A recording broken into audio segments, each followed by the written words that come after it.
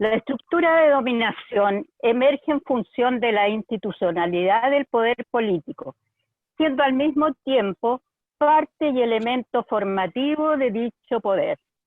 El poder político lo entendemos en el sentido que damos al concepto de dominio, es decir, como expropiación y control en manos de una minoría.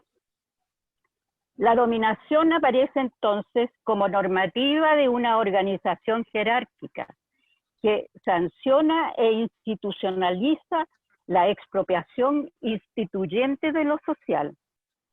Toda relación social en una sociedad, la forma de Estado es, en última instancia, una relación de mando-obediencia de dominante a dominado. Con esta reflexión muy interesante de Eduardo Colombo, les doy la bienvenida a este conversatorio. Les quiero contar una anécdota, o no una anécdota, sino que me voy a remontar a 1700 en Francia.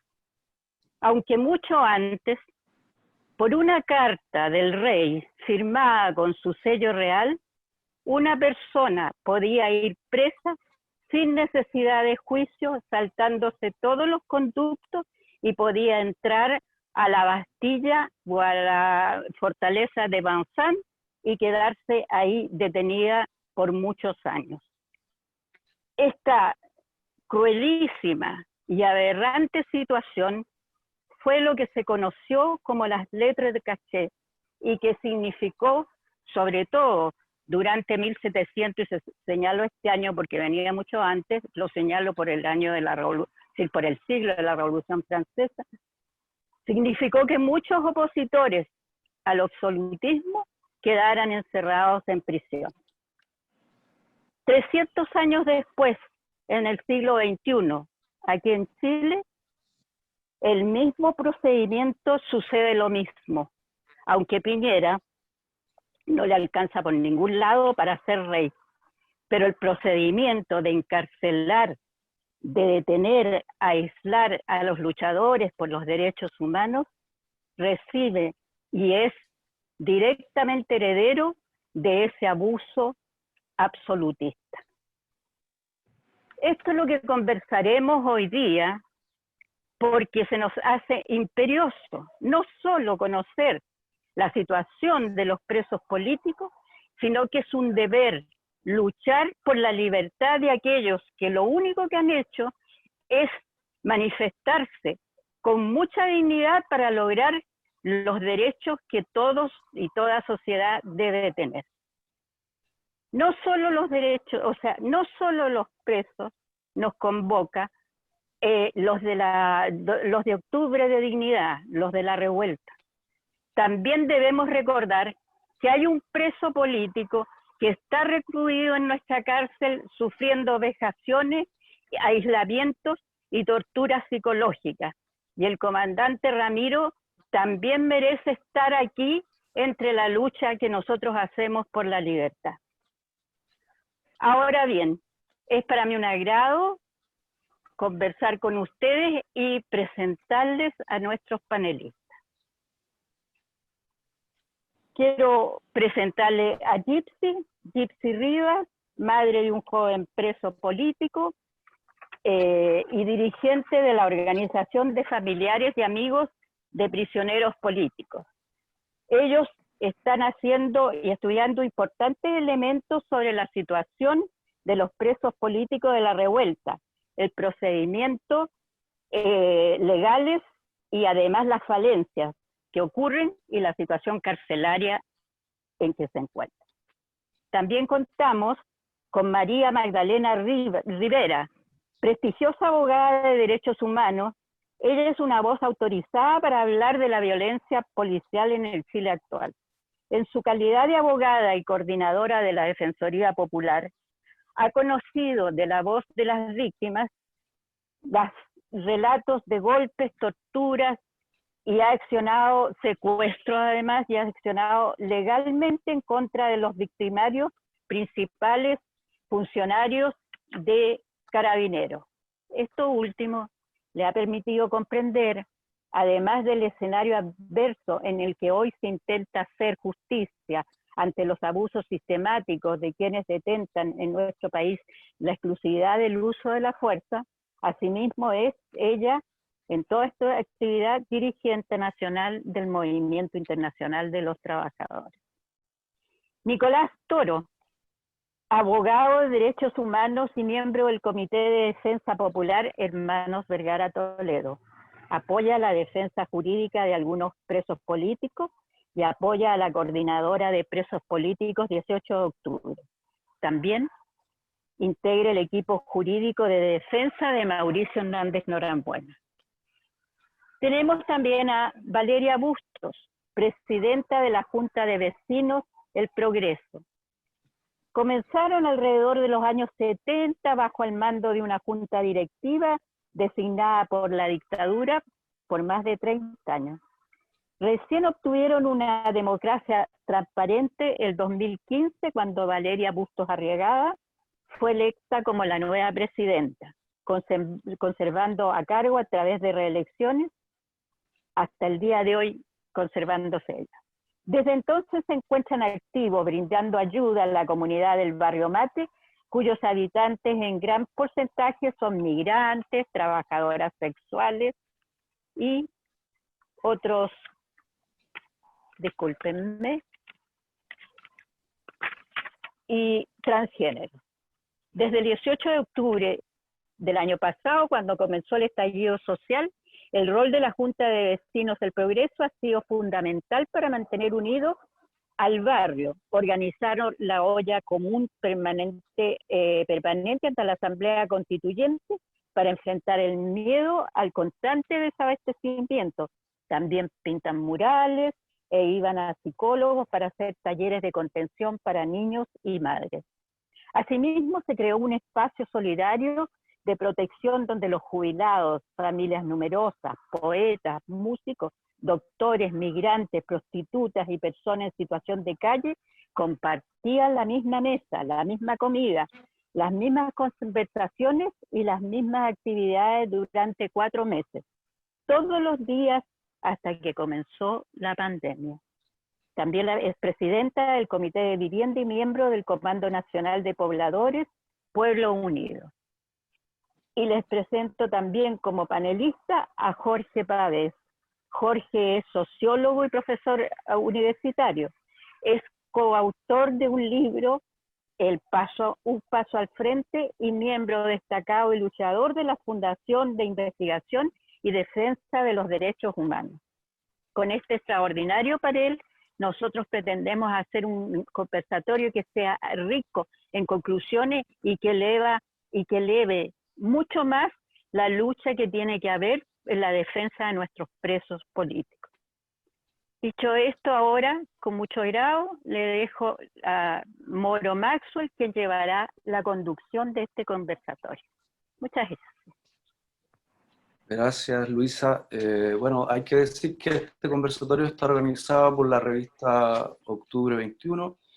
Ya hemos realizado algunos otros conversatorios, estamos tratando de abordar algunos temas que son fundamentales. El tema de los presos políticos hoy día se convierte en prioridad, pienso yo, piensa el equipo de la revista. No puede abordarse un proceso constituyente si no resolvemos o no trabajamos o no avanzamos en la libertad de nuestros presos políticos. Es muy contradictorio esa situación, y entonces los panelistas que tenemos aquí nos van a hablar de eso.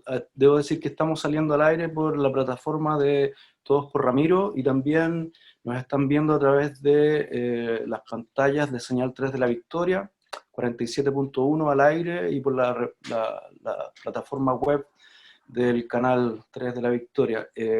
Bueno, lo primero que sería bueno que abordáramos, que le diéramos una vuelta, es en qué condiciones, en qué situación están hoy actualmente los presos de la revuelta, particularmente los casos que no han podido ser remitidos a sus casas, digamos, o sea, que están todavía en la cárcel. Entonces quizás podríamos empezar con Gypsy, la madre de uno de los presos, para que nos cuente en qué situación están, cómo van los casos, qué información hay desde dentro. Originalmente se sabía que habían 2000 presos más o menos en las cárceles de Chile. Hoy día no tengo muy claro en qué está esa situación. ¿Nos podrías contar un poco, Gypsy? Sí, claro. Hola, buenas tardes. Bueno, la situación de los presos políticos en este momento está en que algunos presos ya han salido procesados, otros están en su proceso.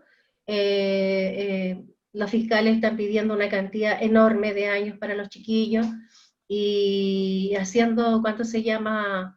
Como familiares de presos políticos hemos estado participando en diferentes programas o diferentes meetings para poder visibilizar esta situación de nuestros niños, de nuestros jóvenes, de nuestras parejas, que la verdad es que nosotros sentimos que nunca deberían haber estado ahí.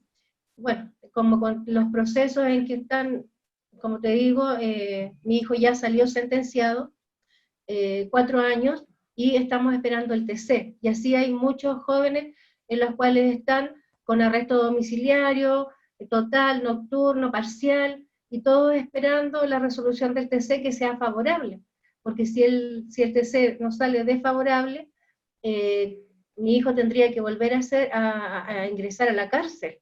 Entonces igual eso es una angustia permanente que nosotros vivimos. Todos los días no sabemos qué va a pasar, cuál va a ser el veredicto, entonces, y así estamos muchas familias en esta situación.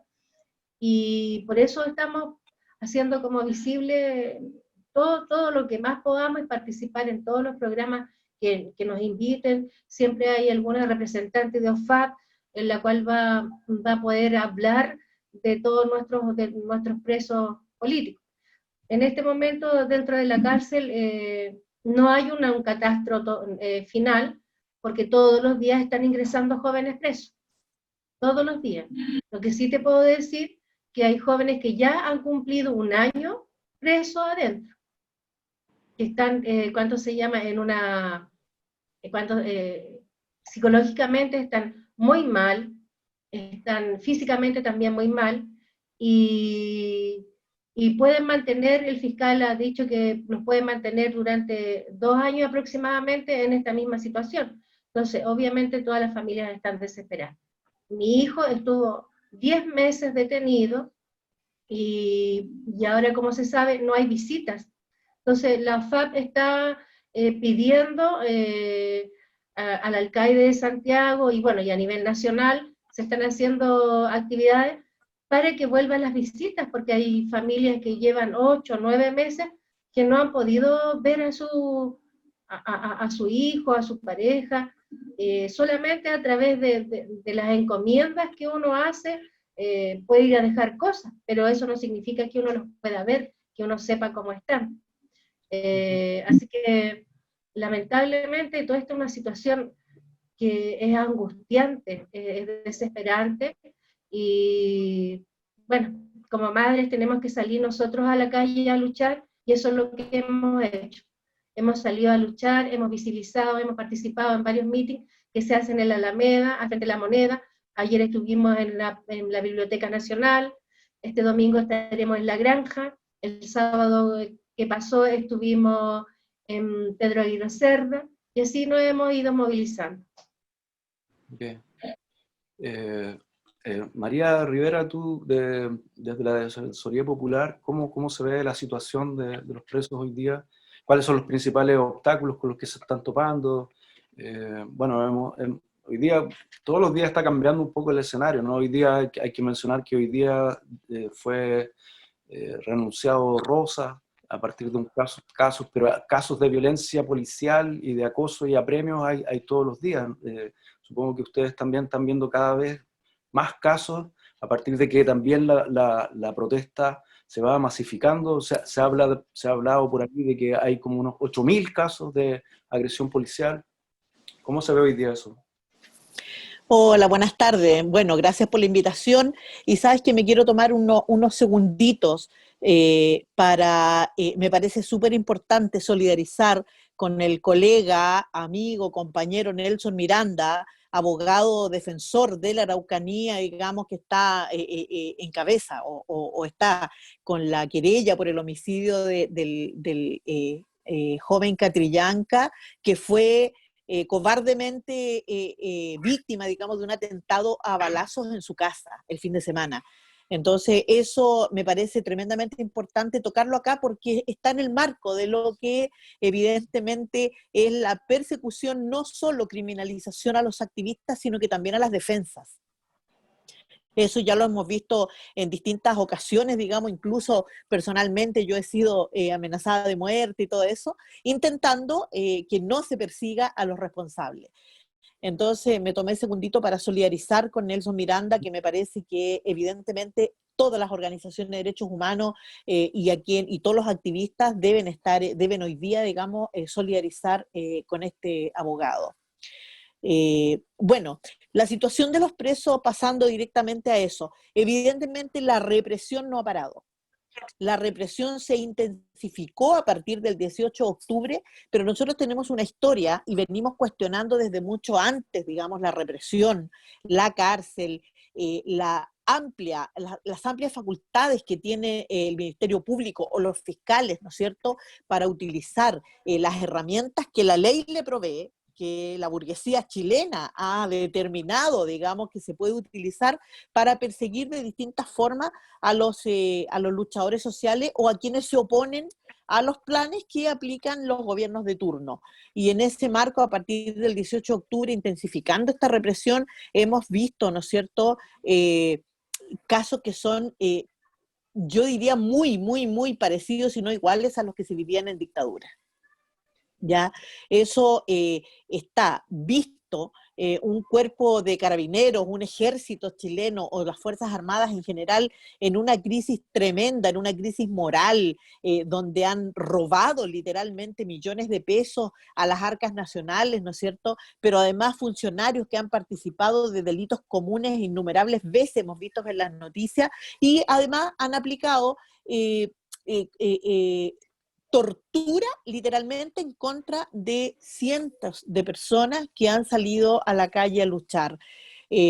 Lamentablemente hay una disparidad o una desigualdad terrible. Nosotros junto con Nicolás, que está también acá en el panel, encabezamos la primera querella por crímenes de lesa humanidad en contra de Sebastián Piñera y todos aquellos que resulten responsables, querella que ya cumplió hace varios días, un año, y que ha tenido un desarrollo absolutamente lento, absolutamente, digamos, ineficiente, ¿no es cierto?, haber avanzado en esa querella y que se empiecen a aclarar los crímenes y quiénes son los responsables. Acá tenemos responsables políticos, sin duda, el principal responsable político es Sebastián Piñera.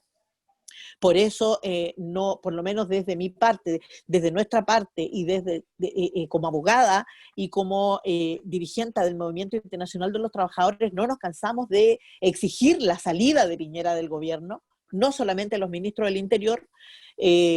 Hemos presentado querellas y, sin embargo, por el otro lado, la desigualdad se expresa, ¿no es cierto?, en que los procesos a los imputados por los delitos que son contados, los delitos, digamos, a partir del 18 de octubre, donde están meses privados de libertad, muchos de esos chicos, y que evidentemente hace un par de semanas ya vimos que 2 chicos que se les pedía años y años, 25 años, 15 años, no sé qué, salieron absueltos. Uh-huh. Hemos visto muchos de esos casos. Entonces, hoy hay una cantidad efectivamente de chicos que están en su domicilio con arrestos totales.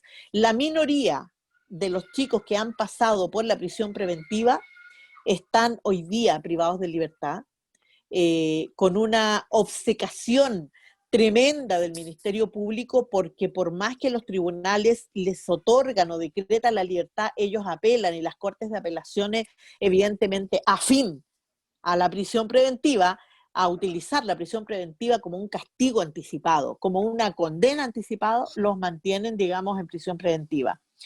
Y hoy día estamos en esa situación, en una situación que ha tomado un repunte de la libertad de los presos políticos, en este marco, ¿no es cierto?, que estamos entrando a este proceso pseudo-democrático de constituyente, y que es impresionante porque en general las autoridades y los partidos políticos, todos, desde el Frente Amplio hasta la UDI, están caminando por ese terreno sin mencionar que quienes ayudaron a conquistar este proceso democrático, tal como decía la compañera que abrió el panel, ¿no es cierto?, fue conseguido por esos chicos que se encuentran hoy día impedidos de participar, que están presos. Cierto. Eso.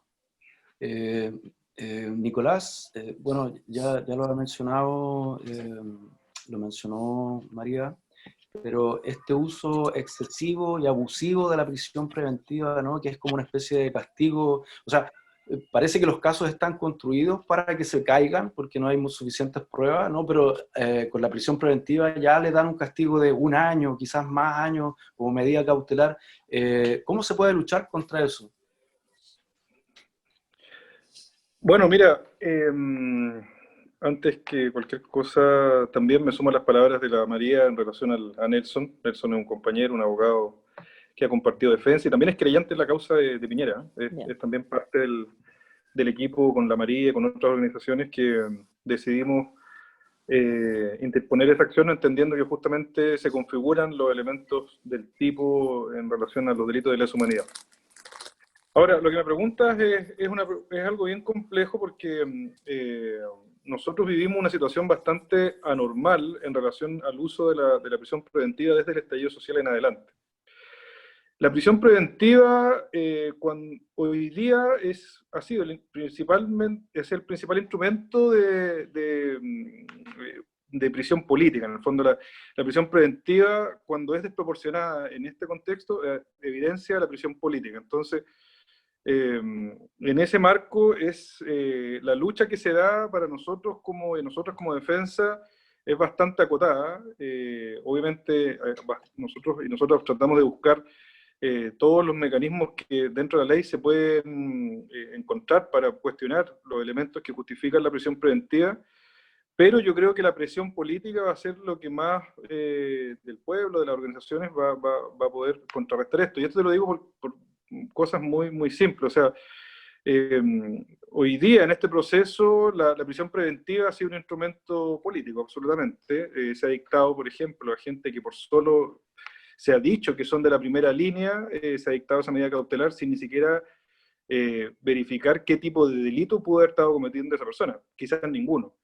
Y no solamente eso, sino que en otros casos la prisión preventiva se ha utilizado como una medida cautelar cuando incluso la condena probable de una persona sujeta a un procedimiento no es privativa de libertad. Es decir, la persona, si es que la condenan, en el peor de los casos va a tener una condena privativa de libertad y sin embargo se ha utilizado. Entonces, esa desproporción grotesca que hay demuestra que es una prisión, o sea, que es un caso de prisión política absolutamente. Y como decía la María, principalmente eso tiene que ver con 2 cosas, bueno, 3 en realidad. Primero, hay un cambio de la jurisprudencia evidente de las Cortes de Apelaciones, es decir, las Cortes de Apelaciones, que son las que están más inmersas en el poder político de la oligarquía chilena, han justificado un montón de veces casos de medidas cautelares privativas de libertad, la prisión preventiva y otras también, cuando ni siquiera están acreditados los elementos de la participación o además no hay, como te decía, una pena probable privativa de libertad. También tenemos como otro elemento al Ministerio del Interior que está presente en todas las causas, ejerciendo la presión política. Y también tenemos a la Fiscalía que en este caso ha cedido absolutamente a la presión política, en este caso, del gobierno y está solicitando unas condenas enormes, como decía la compañera que es madre de uno de los presos políticos, en la cual le implica que los tribunales ya con solo las acusaciones que están haciendo enormes de 20 años, de 18 años, justifican esta medida cautelar. Entonces, estamos en un marco bien complejo en donde la prisión preventiva es absolutamente utilizada en términos políticos. Por ende, la respuesta yo diría que la denuncia, la presión constante de las organizaciones es lo que puede quebrar más esta situación porque es un fenómeno de carácter político, no jurídico. Ok. Jorge, ¿nos puedes contar un poco en qué está la Fundación de Investigación y Defensa de los Derechos Humanos? Si está vinculado también a la investigación sobre casos particulares, cuéntanos un poco sobre eso. Sí, bueno, gracias por la invitación a la revista octubre 21 y poder escuchar y aprender de las copanelistas. La Fundación de Investigación y Defensa de los Derechos Humanos justamente está posicionada desde el otro lado, en el sentido de que nos dedicamos principalmente a perseguir a policías que violan los derechos humanos. Lo cual también complementa muy bien, o sea, permite complementar lo que están comentando aquí los compañeros y compañeras en el sentido de la desigualdad ante la ley, ¿no? Porque así como el sistema, especialmente las fiscalías, se muestran draconianas en su persecución a lo que se podría llamar pequeño delito, que en el fondo no debería ser delito, que es el derecho a manifestación, y bueno, de eso también me gustaría hablar un poco después, pero en cambio muestran una flexibilidad impresionante con las policías que disparan, que torturan, que golpean, que infiltran, etcétera, ¿no?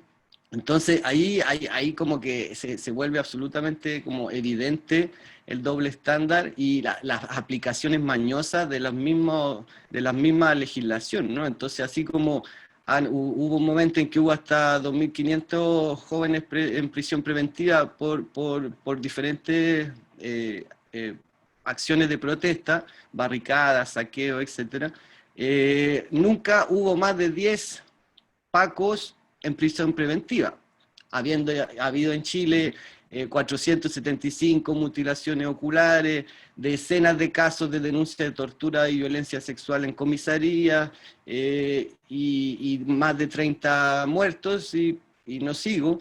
Sin embargo, nunca ha habido más de 10 policías en prisión preventiva, habiendo, no sé, hay como unos 70 pacos hoy en día formalizados, pero con cautelares muy débiles, y además, y bueno, y esta perspectiva que estamos viendo en las querellas contra las policías, también nos damos cuenta que hay diferencias internas de fiscalía. Yo creo que el tema de fiscalía que varios de ustedes han planteado es como muy central, y quizás también hay que pensarlo mucho en relación al proceso constituyente y al lugar, y digamos, a la transformación del Poder Judicial, porque las fiscalías justamente están actuando de manera incluso muy dispareja entre ellas. O sea, hay fiscalías como la Fiscalía Norte, de la conocida fiscal Chong, que efectivamente trata de llevar de mejor manera y con cierta oportunidad, la cuestión de la oportunidad de la justicia es muy importante, digamos, de detener, de pedir cautelares más gravosas para los policías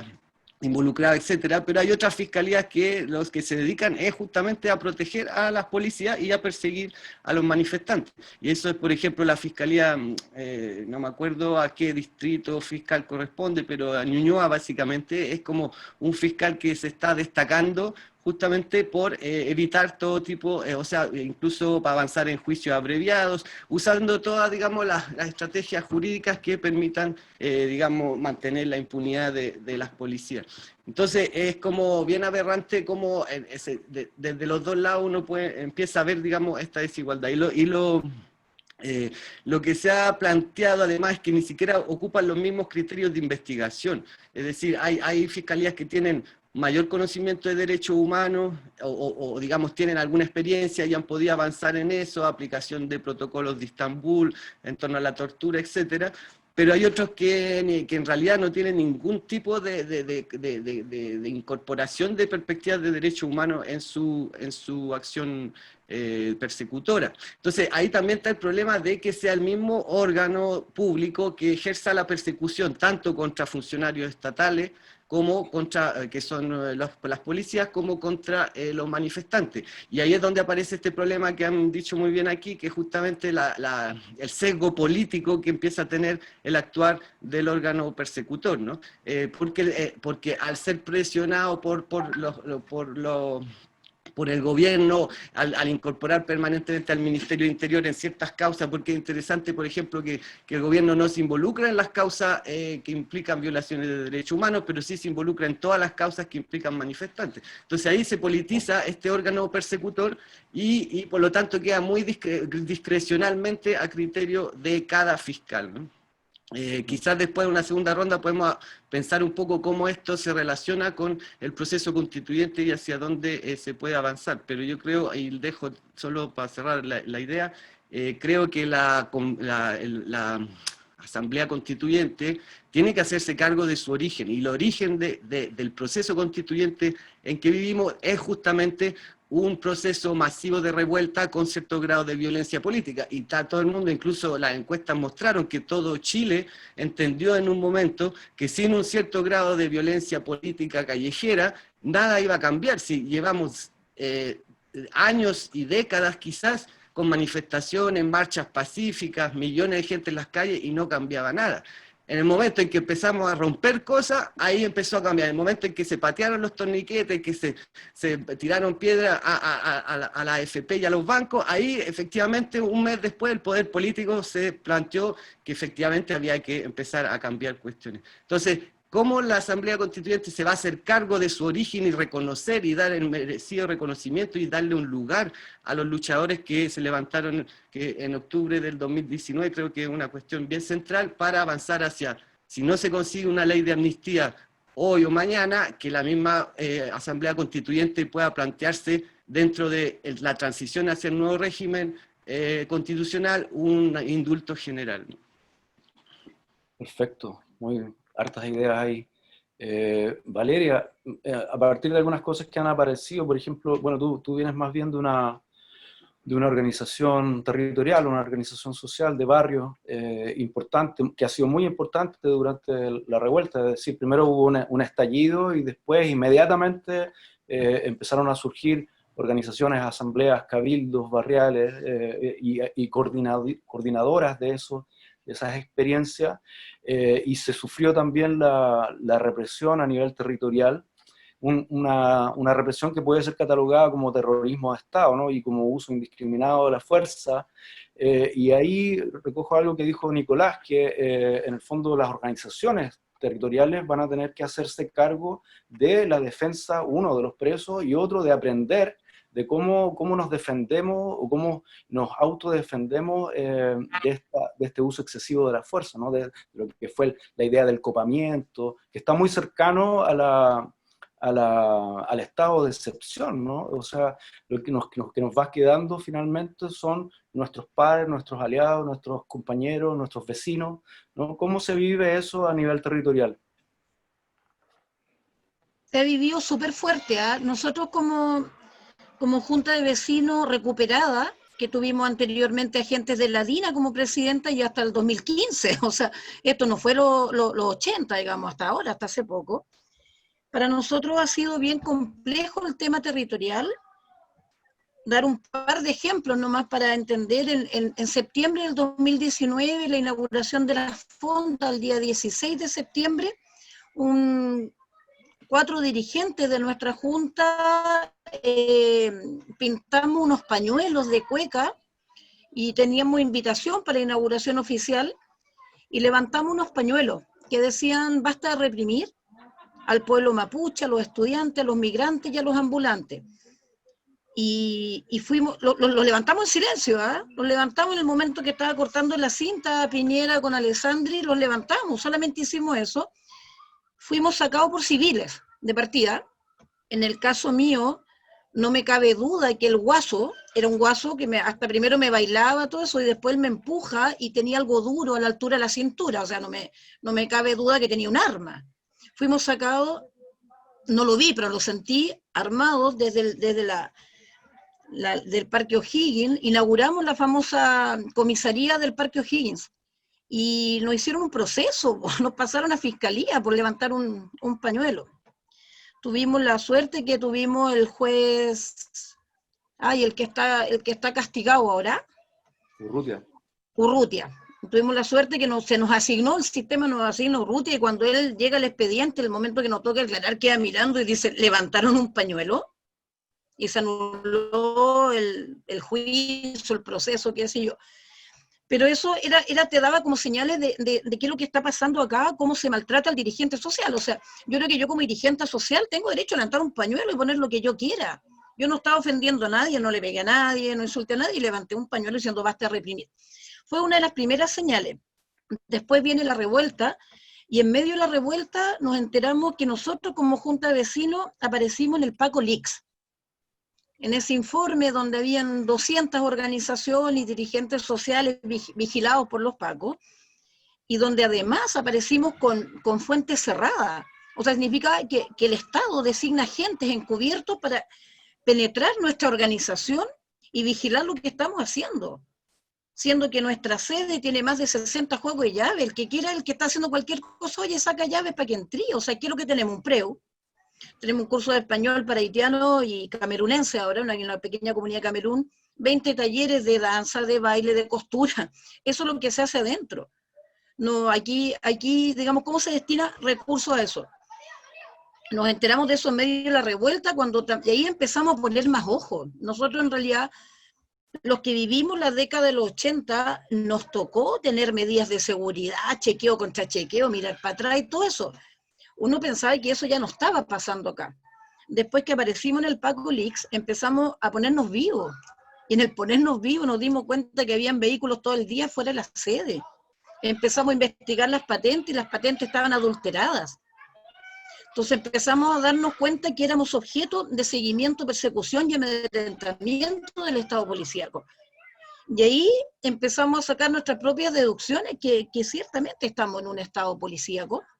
Aquí se está criminalizando la protesta social o el pensamiento crítico, ni siquiera adentro de la sede. ¿Qué es lo que se hace? Se conversa, somos parte de la coordinadora NOMA FP, digamos, se habla del tema del derecho a la salud, tenemos un comité de vivienda que está luchando por el derecho a la vivienda.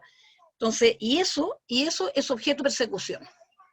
Para nosotros, el tema de la revuelta también nos ha golpeado bastante, y también de los presos políticos, porque ciertamente que en nuestro barrio también cayeron muchos jóvenes, principalmente jóvenes.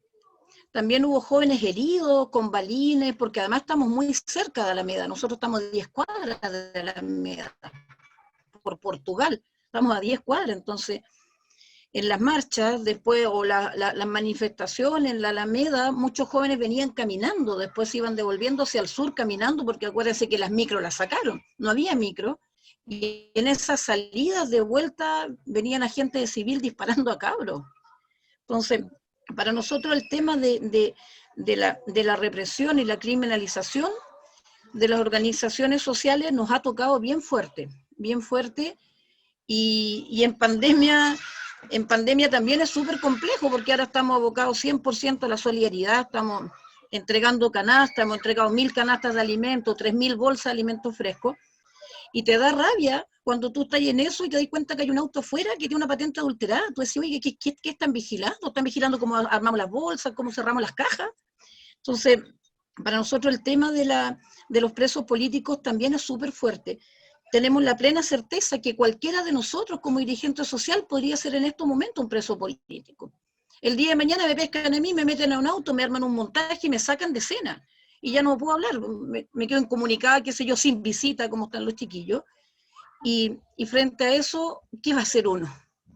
Nada, me voy a quedar encerrada en mi casa, no salgo más. Si estoy encerrada me pueden venir a buscar igual. Tenemos conocimiento de dirigentes sociales que han sido sacados de sus casas, de adentro, del living, de su dormitorio, igual que en dictadura, igual. Eso no es muy fuerte para los que tenemos más de 50 años, porque de verdad que uno pensó que esto había pasado, que esto no se daba, y ahora pasa todos los días. El qué hacer, bueno, yo soy parte del Comando Nacional de Pueblo Unido, un nuevo espacio más. Y siempre se levantan muchos espacios tratando de hacer algo, donde estamos principalmente movimientos ligados al derecho a la vivienda, movimientos de pobladores y pobladores, y desde ahí el tema que atraviesa la constituyente es nada se puede escribir, ninguna nueva constitución se puede escribir mientras haya empresas y presos políticos en Chile. O sea, ¿cómo puedes hablar del Chile que queremos cuando una de las cosas que no queremos es que estén, principalmente jóvenes, también hay adultos que estén ahí presos? Yo creo que hay que ponerle acento a eso.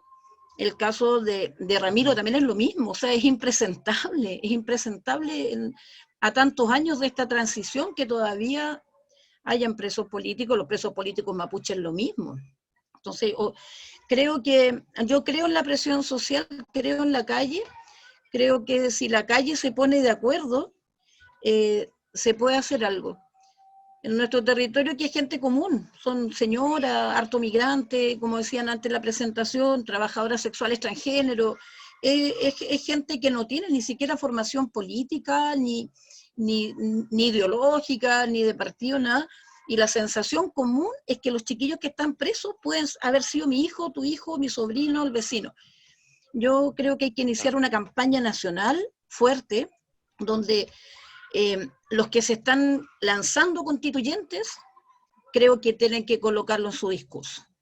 Creo que antes de decir buenas tardes, no sé, no podemos iniciar nada. Yo creo que no se puede iniciar ninguna discusión constitucional o constituyente mientras hayan presos políticos.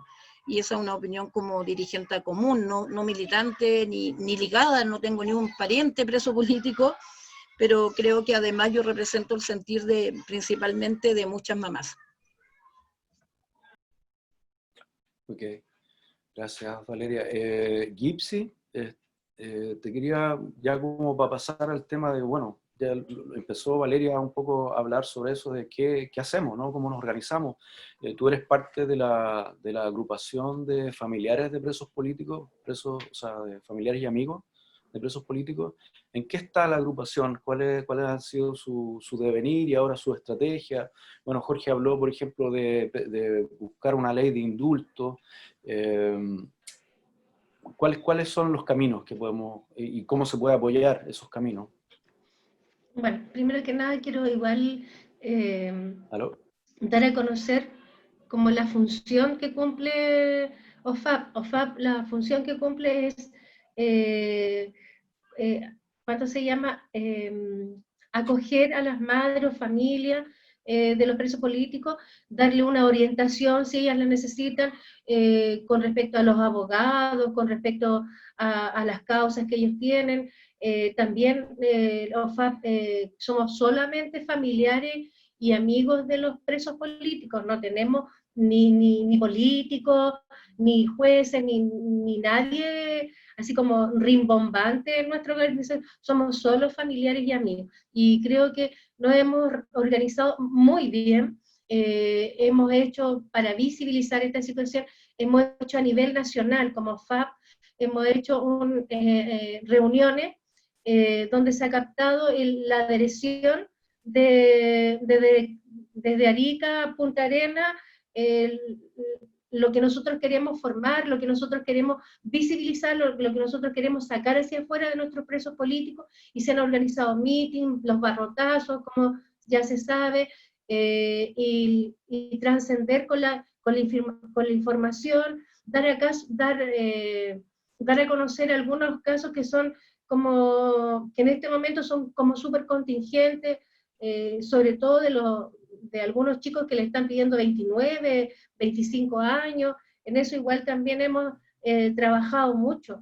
Las agrupaciones reciben donaciones de presos políticos internacionales que son los padrinos, que han favorecido o han llamado a FAC para poder comunicarse con cada uno de los presos y tomarlo como un apadrinamiento, no solamente en una cosa económica, sino que también en una cosa como de transmitir lo que era ser preso político, lo que significa ser un preso político, que hoy en día muchos jóvenes están siendo presos políticos, pero algunos no tienen la conciencia de lo que significa ser un preso político. Entonces, tenemos esa ayuda a nivel internacional, y bueno, y todas las gestiones que nosotros como FAP y que hacemos, en relación a organizar meetings, ir a diferentes asambleas territoriales, ir a hacer conversatorios, ir a hacer presentar nuestros relatos. Y hoy en día se ha presentado esta situación como familiares, conversar qué es lo que es mejor para nuestros hijos, si es el indulto o la amnistía. Entonces, hemos creado una mesa directiva donde se está trabajando y se está haciendo asesorar esa mesa directiva por abogados, por gente que busque la mejor opción para nuestro hijo, y obviamente la mejor opción es la amnistía. Eso es lo que, y aquí también se le ha preguntado a cada preso político, a cada joven que está todavía detenido, a cada joven que ha salido de la cárcel, se le ha preguntado qué es lo que piensa que es lo que es mejor. Obviamente van por la amnistía. Algunos no están de acuerdo porque no va con la ideología política que ellos tienen, pero sí, por ser solidarios con sus compañeros, han apañado lo que significa que si pudiéramos hacer algo en relación a la amnistía, modificar lo que es la amnistía, pero hay que hacerle muchas adecuaciones, hay que hacerle hay que hacer, poner lo que nosotros como familia queremos, y no estamos pidiendo un favor, nosotros estamos exigiendo, porque nuestros hijos, nuestras parejas, nuestra familia, son los que están presos. Entonces, yo quiero que la gente entienda, no es un favor que nos están haciendo a nosotros, porque nuestros hijos jamás deberían haber estado presos, jamás. Entonces, nosotros estamos pidiendo la amnistía porque eso es lo que más se acomoda para nuestros hijos. Y en eso estamos haciendo todas estas campañas, todas estas visibilizaciones, para que la gente se interiorice y tenga, ¿cuánto se llama? Tenga conciencia de que en el 2021 tenemos muchos presos políticos, porque gente realmente no tiene idea que hay presos políticos. Ay, no sabía, ay, es que los cabros están ahí porque andaban puro leseando. Entonces, la gente realmente, hoy en Chile, yo creo que estamos divididos. Hay gente que tenemos una conciencia, una gran conciencia, y otra gente que se deja llevar y lamentablemente son inconsecuentes, pero sí que ocuparon el 10% porque nuestros hijos empezaron la lucha, pero al pedirles que nos colaboren y todo, no, pues nadie se quiere meter en la política, nadie quiere dar una opinión. ¿Y por qué? Pero sí pudiste aprovechar lo que era el 10%, pero sí pudiste aprovechar todos los beneficios que los chiquillos, ¿a costa de qué? De un gran sacrificio, de estar encerrados, de estar en una miserable celda, comiendo comidas paupérrimas, que si nosotros como familiares, como madres, como amigas, como todos, no le llevamos una vez a la semana cosas que Gendarmería deja de entrar, porque no es lo que uno quisiera llevarle, porque son puras cosas de ramitas, sufritos, puras porquerías, pero por último tú, a tu hijo, a tu pareja, ese día que le llega la encomienda, le haces un día mejor, le haces un día más agradable, pero el estar encerrado, que nunca tendrías que haber estado encerrado, es un castigo muy grande, un castigo muy, muy grande. Y muchas madres, muchas parejas, estamos sufriendo, estamos angustiadas por lo que viene más adelante con nuestros hijos. Entonces yo creo que igual es importante estos espacios que nosotros, que ustedes nos dan, que nosotros como madre o como pareja podamos involucrar a más gente y se sepa todo lo que está pasando con nuestros presos políticos. Gracias, Gypsy. Quizá una pregunta que a lo mejor María nos puede aclarar es ¿cuál es la diferencia que hay entre indulto y amnistía? De lo que habló Gypsy. ¿Tienes el micrófono apagado? Ok, sí, ahora lo encendí. Bueno, la diferencia, las dos son instituciones político-jurídicas, digamos. La amnistía, la consecuencia de la amnistía es que se borran, para explicarlo en palabras comprensibles, se borran los delitos. Es como si nunca se hubiese cometido ningún delito de los supuestos que están, digamos, imputadas las personas, ¿ya?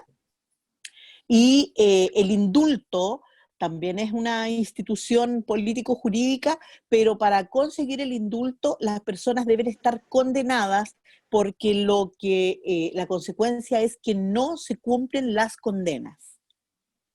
Esa es la diferencia. Bien. Okay. Y como agrupación de Defensoría Popular, ¿cuál es la estrategia que están, o sea, ya en el camino de hablar de qué hacemos, ¿no? ¿Qué hacemos para adelante? Sí, bueno, primero aclarar, no somos Defensoría Popular, somos Defensa Popular, porque Defensoría Popular es otra organización. Defensa Popular. ¿Ya?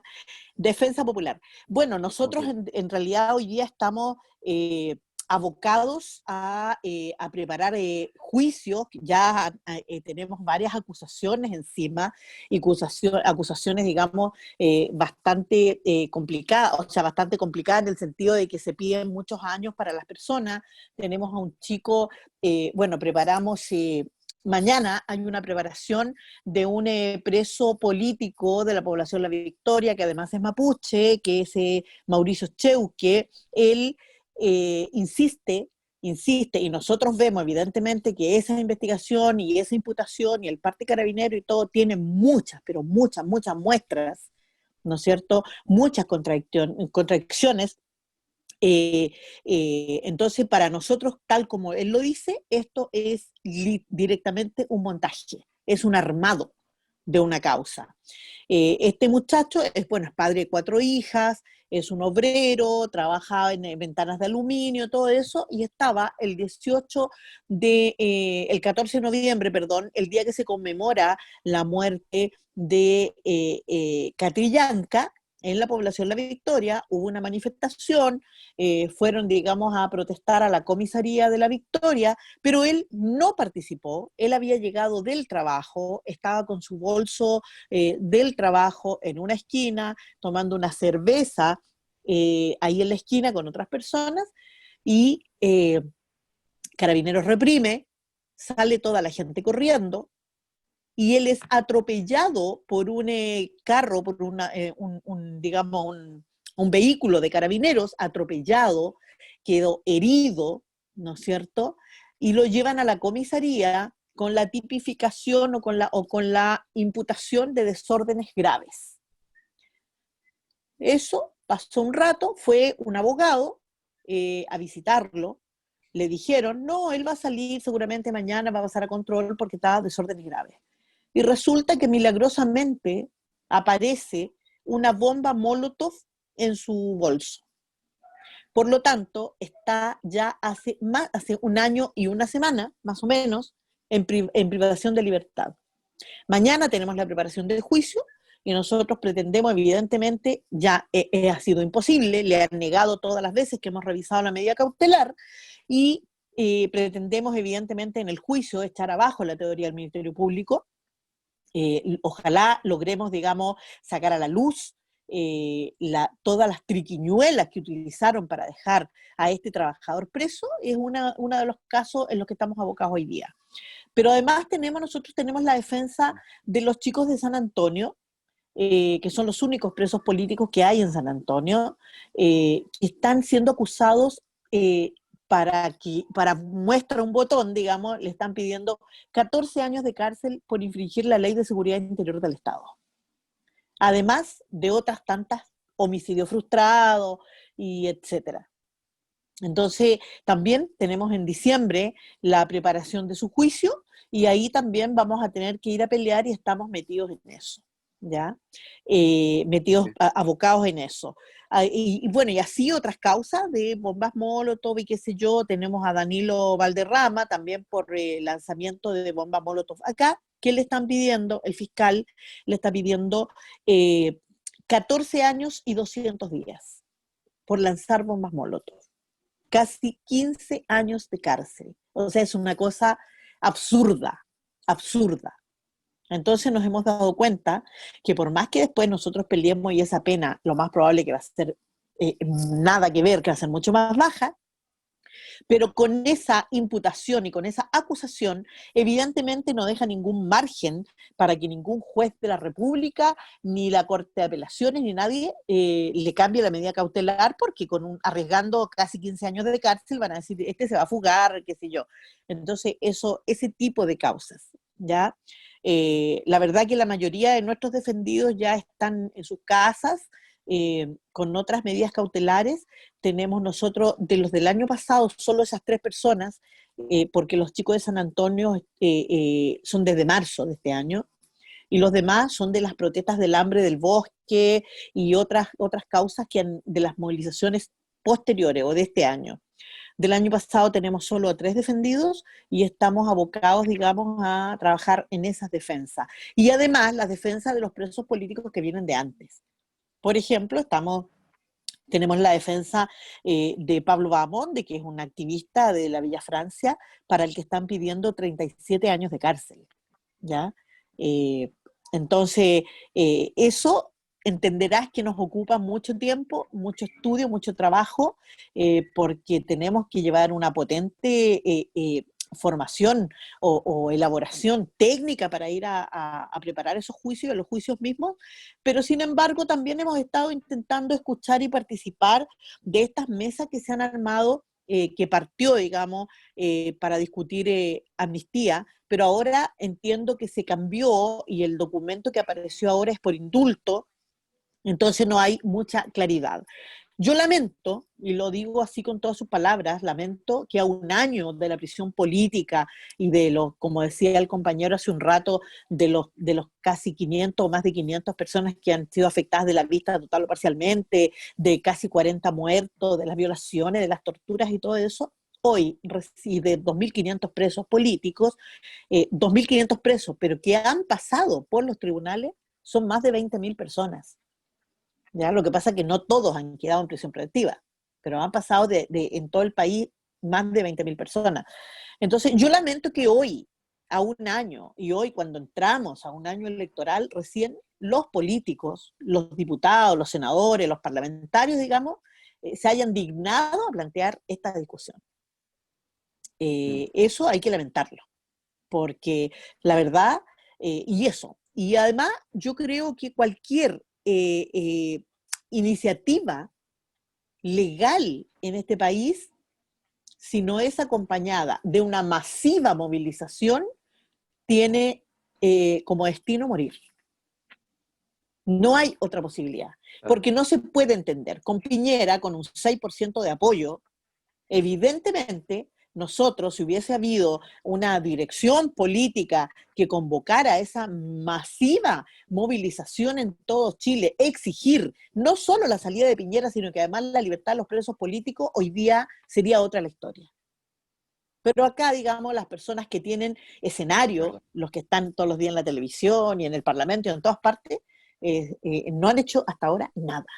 Entonces, eso es cierto. Así que ahí está, se está trabajando, hay un grupo de abogados que están trabajando, estamos nosotros participando como de observadores un poco ahí en esta historia, en estas iniciativas, pero yo veo así, honestamente, muy difícil, muy difícil. Muy difícil porque ya, digamos, en enero empiezan las campañas electorales a todo trapo, digamos, y ahí ya va a quedar secundarizado el tema por los mismos políticos que son los responsables de las leyes en definitiva, porque los chiquillos que están presos por bombas Molotov no son responsabilidad solo del gobierno Piñera. Fue doña Michelle Bachelet la que promulgó, digamos, o sea, la que reformó la ley de control de armas y aumentó las penas y planteó, digamos, el cumplimiento efectivo para quienes utilizaran bombas Molotov.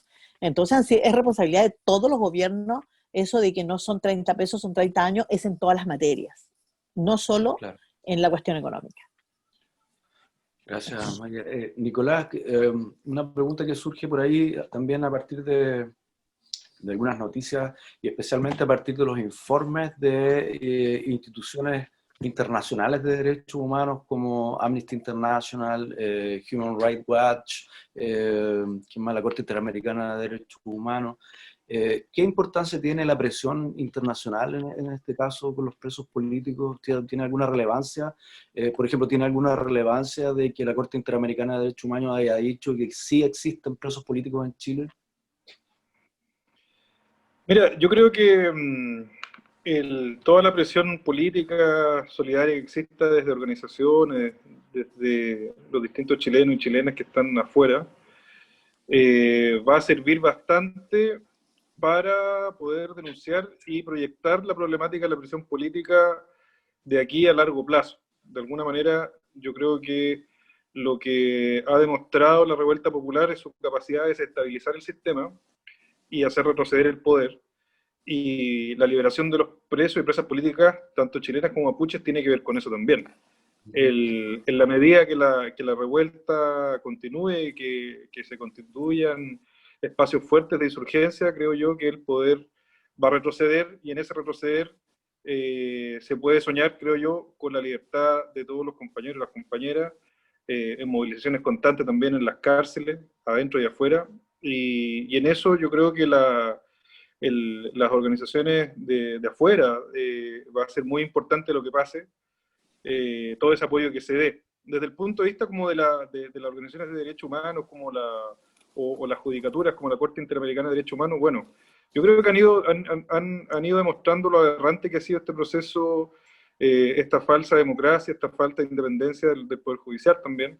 Hay que recordar que hace poco le dieron la razón al magistrado Urrutia en relación a la sanción que tuvo, y también hubo un pronunciamiento en el sistema interamericano respecto de cómo es esta supuesta independencia del Poder Judicial, que no existe, básicamente, y que depende de todas las presiones políticas, ¿no?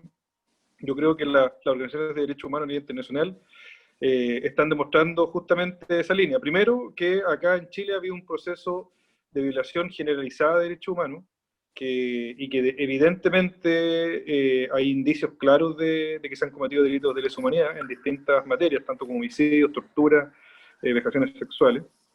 Y que por otro lado existe un poder judicial y un sistema en general que hoy día favorece la prisión política, el uso desproporcionado de la prisión preventiva, y que tiene a muchos compañeros y compañeras detenidos, entonces detenidas también. Entonces, en ese marco, yo creo que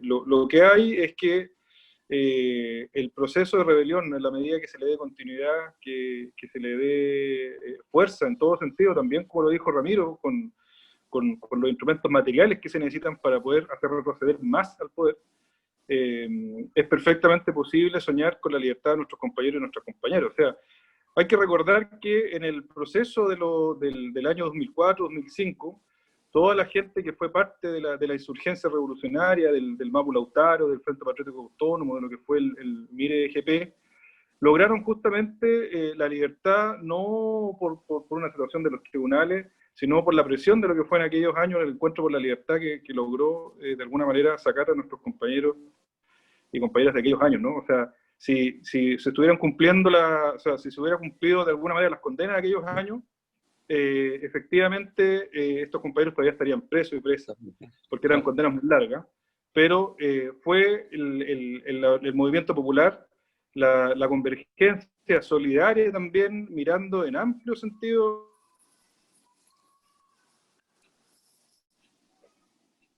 Se cayó Nicolás. ¿Ustedes lo escuchan? No. No, se cayó. Ya. Bueno. Ahí sí, volví. Volviste. Decía que ese proceso se logró justamente a través de la movilización popular, en este caso de lo que fue el encuentro por la libertad. Y yo creo que en nuestro caso eso es posible, hay que luchar y establecer ciertos pisos mínimos. Yo creo que, por ejemplo, lo que se puede, como demanda inmediata, pedir desde ya, es, claro, efectivamente puede ser un proceso de amnistía para todos los presos y presas políticas de la revuelta, sin distinción de delito, y eso es muy importante, sin distinción de delito, sin arrepentimiento formal que haya que hacer, porque aquí no hay que arrepentirse de nada, la lucha es un derecho, un deber también incluso. Entonces, en ese plano, sin canje también por parte de militares ni nada por el estilo, de violadores de derechos humanos, de agentes del Estado.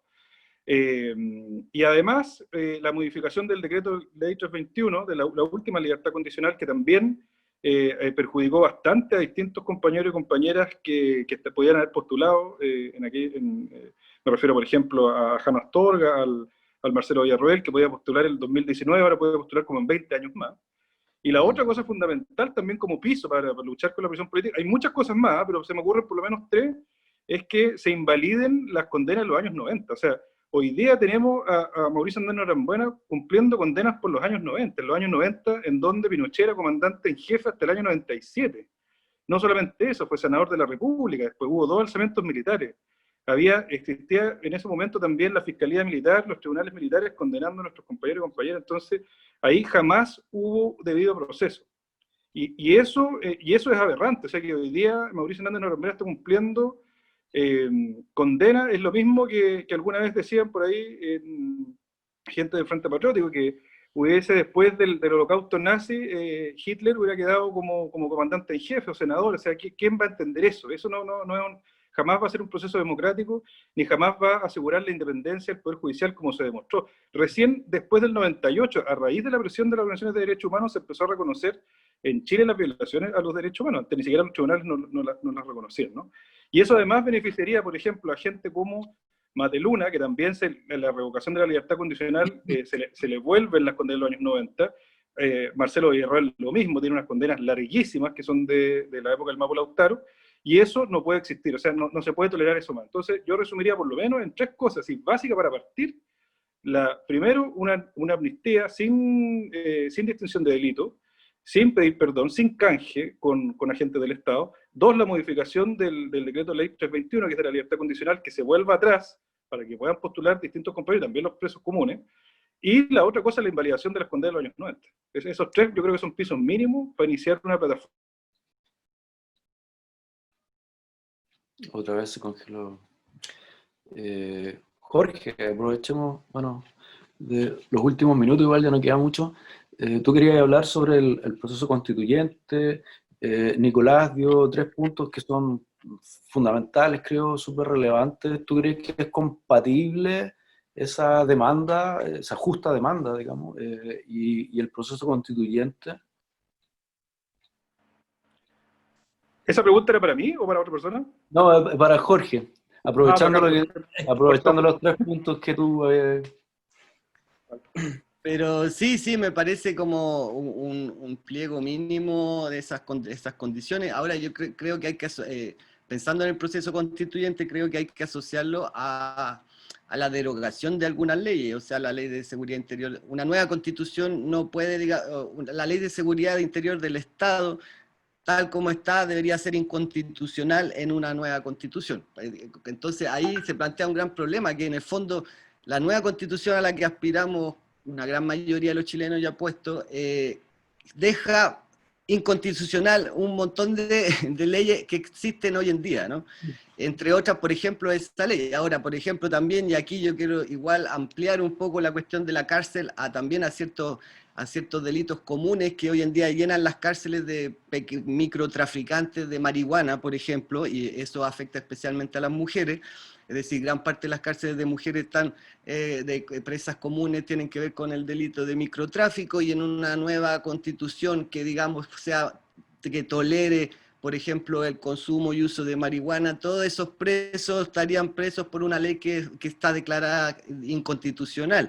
Entonces, ahí hay como un gran desafío de cómo justamente una nueva constitución va a dejar, digamos, inconstitucional un montón de leyes, y por lo tanto la gente que está presa bajo esas leyes también debería inmediatamente no solo salir de cárcel, sino ser reparada, digamos, en algunos casos. Por eso, bueno, el tema de entre amnistía e indulto tiene harto que ver con el momento en que se declara amnistía o indulto. Hoy en día una amnistía sería, digamos, absolutamente necesaria, pero el gobierno de Piñera difícilmente va a dejar pasar eso, y por lo tanto habría que pensar en un nuevo gobierno cuando ya van a haber muchas condenas, y pues como estamos hablando, como están diciendo aquí todos, que esas condenas que les quieren poner a los compañeros pueden ser muy largas, entonces en 2 años más, desgraciadamente, es posible que todavía haya muchos presos políticos. Y entonces ahí es donde efectivamente va a haber que hacerse cargo de suspender o anular esas condenas. Yo quería igual, solo así retomar un punto que decía la compañera de dirigente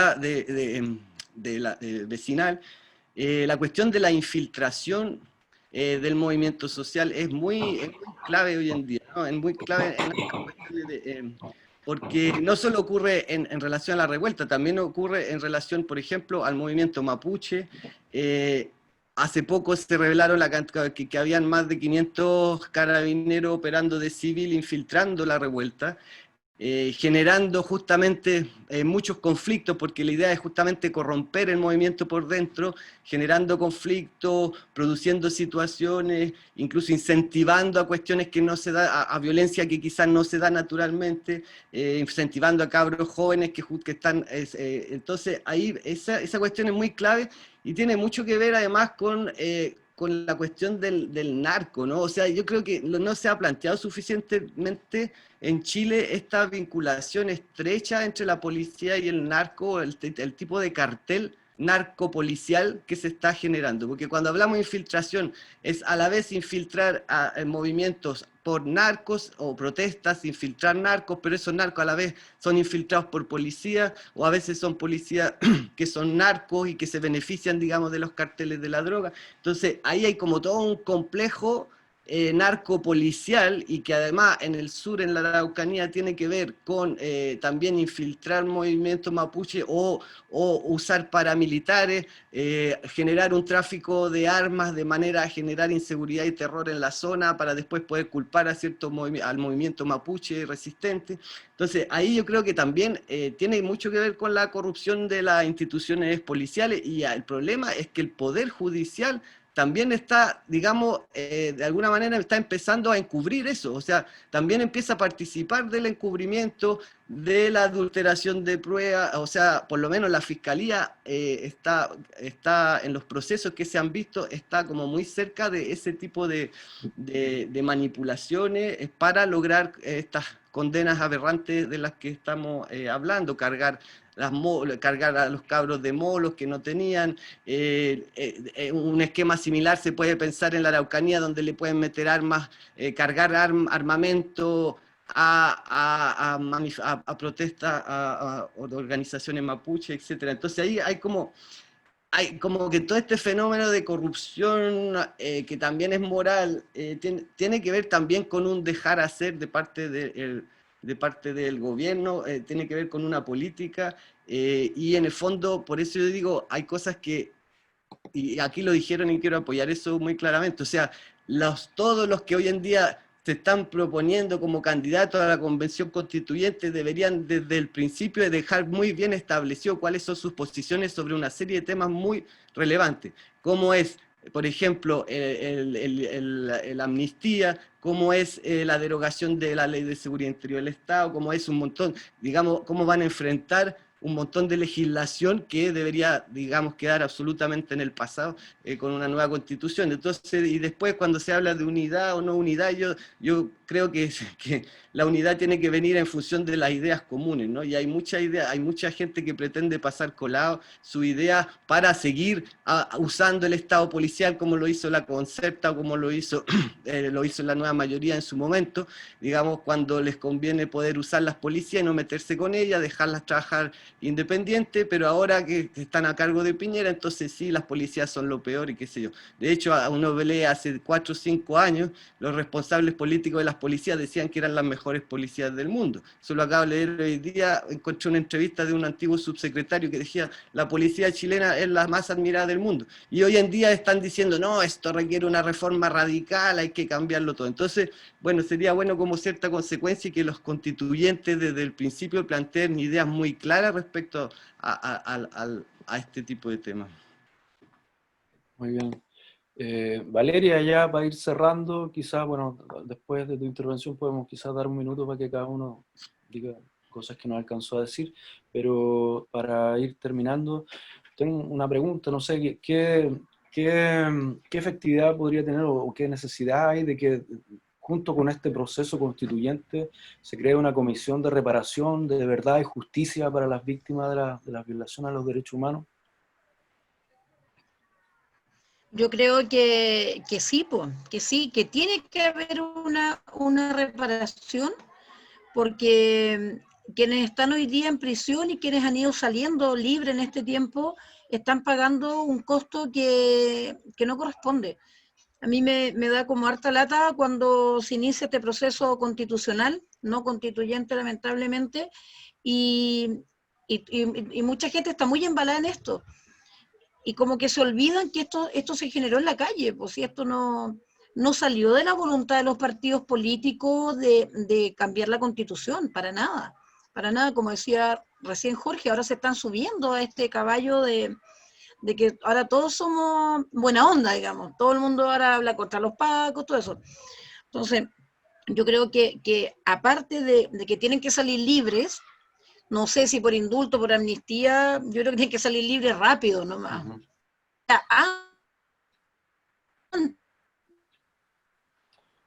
También se congeló. De las presas y presos políticos de la dictadura. Entonces, si seguimos con esa lógica, estoy ahí todavía, ¿no? Sí, La ahora misma sí. lógica de que se derrotó la dictadura con un lápiz, si seguimos con esa lógica, obviamente que no va a haber ninguna reparación, porque esa lógica va amarrada de que es la misma lógica de que algo estaban haciendo, entonces por eso están presos. Aquí la nueva constitución no se va a hacer por el acuerdo del 15 de noviembre, ese como a las 3 de la mañana que estaban ahí en el Congreso. La nueva constitución se va a hacer por la presión de la calle. Y en ese sentido son los que están pagando el costo, que son los chiquillos, principalmente jóvenes, hombres y mujeres que están presos. Ellos son los que generaron las condiciones para esta nueva constitución. No es de la manera que la mayoría quería. La calle no pidió convención constitucional, digamos. Se pidió una asamblea constituyente donde además los sectores populares pudiéramos estar representados. En lo personal a mí me han preguntado harto si yo voy a la constitucional. O sea, me preguntan si va a la constituyente. Yo digo, no hay ninguna constituyente en Chile en estos momentos. Hay una convención constitucional que además se define que la elección de los constitucionales vía distrital. Y los liderazgos locales obviamente que son comunales. O sea, a mí me conocen en mi comuna, ni siquiera en toda la comuna, me conocen en mi barrio. Me conocen 10 cuadras para allá, al norte, al sur, al este y al oeste. A mí no tienen ni idea ni en San Joaquín, ni en Providencia, ni Ñuñoa, ni en La Granja. Entonces, quedamos fuera. Los dirigentes populares quedamos fuera de esto. Y pese a eso, uno todavía dice, pucha, pero tratemos de hacer algo con esto. Yo felicito a los dirigentes sociales independientes que están levantando candidaturas y yo creo que hay que meterles presión a ellos también. Yo creo que hay algunos de los que no podemos esperar nada. Al no esperar nada, no hay que ni conversar con ellos. O sea, sabemos que hay alguna gente, conocemos cómo han actuado desde el 80 en adelante, entonces no hay que perder el tiempo. Pero sí yo creo que hay que salir a interpelar a los candidatos que pudieran estar medianamente cercanos o que hablan tanto de los derechos humanos y que tiran consignas. Yo creo que hay que amarrar el compromiso, amnistía o indulto, lo que se resuelva entre los familiares principalmente con su equipo jurídico y el compromiso de la compensación. Yo creo que tiene que haber una reparación. O sea, para cualquier persona estar un año en una cárcel de Chile es tremendo, es tremendo, es tremendo. Porque no es solo la privación de libertad, que supone que cuando tú estás detenido o preso, el castigo, entre comillas, es no poder estar libre, no poder andar en la calle, no poder dormir en tu pieza. Pero sabemos cómo es la realidad de las cárceles en Chile. Y también tenemos la plena certeza que en Chile se encarcela la pobreza. No hay personas ricas, cuicos en la cárcel, son los pobres, y en todo sentido, el pobre siempre es culpable por el solo hecho de ser pobre. Tú ya eres pobre y ya eres culpable. Y se te trata así. Entonces, entrar en definiciones a los constitucionales, increparlos a los que conocemos, los de cada distrito, ir a preguntarles cuál es tu postura para saber si el pueblo va a votar por ellos o no. Yo no soy de las personas que crean que siempre hay que votar. O sea, si hay malos candidatos, uno no vota por nadie nomás. Y al menos eso es lo que desde el Movimiento Popular, eso es lo que vamos a hacer. Vamos a buscarlo uno a uno, le vamos a ir a preguntar a los que valga la pena y ahí el apoyo es condicional. Aquí ya no se firman cheques en blanco por ninguno de estos personajes. Lo han hecho pésimo, la gran mayoría. Confiamos en los candidatos independientes del mundo social, que ellos vengan a hacer algo decente, ya que nosotros los poblacionales no vamos a entrar en este juego, pues esta fiesta de la democracia no es nuestra. Claro. Muy bien. Bueno, para ir cerrando, tenemos unos poquitos minutos. ¿Alguien quiere decir algo que no alcanzó a decir? ¿Un minuto solamente? Sí, Gypsy. Bueno, quería agradecer el espacio y los quiero invitar para la gran marcha para el 10 de diciembre, que por los presos políticos, espero que nos acompañen todos, y ahí visibilizar más la situación de nuestros presos políticos. Y como FAP y como varias organizaciones, vamos a seguir en la lucha hasta que nuestros presos políticos salgan a la calle. Muchas gracias por este espacio. Y el 10 nos vemos en la calle. Claro que sí. ¿Alguien más quiere, para cerrar, decir algo? Sí, yo. Bueno, yo también agradecer el espacio, cortito. Creo que efectivamente lo que no hay que soltar, o es más, hay que retomar en las calles la lucha. Solo la lucha cambia la vida.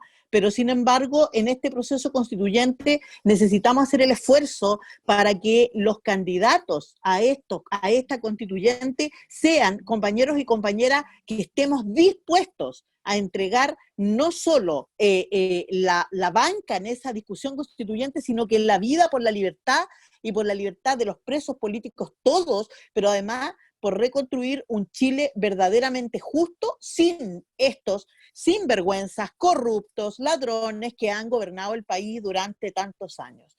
Eso, yo estoy haciendo el esfuerzo desde el Movimiento Internacional de los Trabajadores por reunir las firmas para postular. No tengo ningún compromiso con ningún político y no creo en los partidos tradicionales y quiero estar ahí para denunciar la corrupción, para denunciar los enjuagues que se quieren hacer, meter el dedo en la boca al pueblo que está tan entusiasmado con este proceso. Eso, perfecto. Muchas gracias. ¿Alguien más? Jorge. Sí, siguiendo un poco la línea de las compañeras, decir que cuando se habla de asamblea constituyente soberana, yo creo que ahí hay un pequeño error conceptual, pero que tiene consecuencias, y es que no es la asamblea constituyente la soberana, tiene que seguir siendo el pueblo el soberano, y por lo tanto la asamblea constituyente es un órgano más de representación, pero como queremos avanzar hacia una democracia participativa, yo creo que es muy clave cómo esa asamblea o convención constitucional se va a relacionar con el pueblo que es soberano, y cómo de alguna manera va a someter permanentemente sus decisiones, incluso dejar que el pueblo se exprese en materias muy específicas. O sea, yo creo que, por ejemplo, una lógica de que esa misma convención también consulte mediante plebiscito, no solo asamblea y cabildo, sino mediante plebiscito sobre ciertas materias, para que el pueblo de Chile ratifique ciertas formulaciones constitucionales, que me parece muy importante. O sea, no dejar que la convención constitucional se vuelva otro parlamento que, digamos, se encierra y 2 años después mágicamente saca una nueva constitución. Eso sería el fracaso total del proceso constituyente. Yo creo que el soberano sigue siendo el pueblo de Chile, que va a delegar en los constituyentes, pero no delega, como decía la compañera, un cheque en blanco, sino que los constituyentes tienen que estar permanentemente consultando y validando sus decisiones con el pueblo de Chile. Eso. Bien. Nicolás o Valeria, ¿quieren cerrar con algo? No, yo solo agradecer la invitación, seguir el proceso adelante, y es posible liderar a nuestros compañeros y compañeras si es que existe. Muy bien. Se congeló para eso otra vez. Valeria. Decisión solo agradecer también la invitación y bueno, no soltar la calle, queda harto por hacer, podemos construir un Chile distinto, pero para eso además se necesita tener unidad principalmente desde abajo hacia arriba. Yo creo que en los territorios, en las poblaciones, en los barrios, hay más unidad que para arriba. Desde abajo uno no está en las repartijas del poder, uno está construyendo poder popular y creo que eso es lo que da fuerza. Fiscalizar harto para arriba. Este proceso puede ser una oportunidad para nuestro país, para nuestro pueblo, y tenemos que tener un rol más activo. Ya no debemos tener miedo que los milicos vengan, porque ya vinieron y ya mataron, dispararon. Entonces se nos tuvo muchos años con ese miedo. Ya sabemos que van a volver en cualquier momento, pero eso no nos debe inmovilizar. Tenemos que salir con rabia, con ganas y también con la alegría popular. Aquí este nuevo Chile lo vamos a hacer entre todas, todos y todes.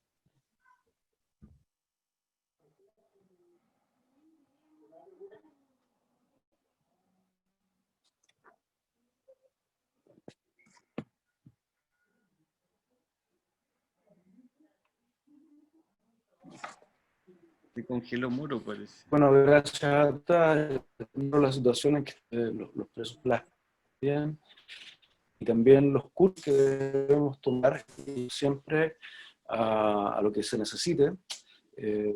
Sí, me congelé. Yo me escucho. Bueno, yo me despido y gracias a la Señal 3 y a la plataforma Todos por Ramiro. Y nos vemos en otra ocasión. Muchas gracias.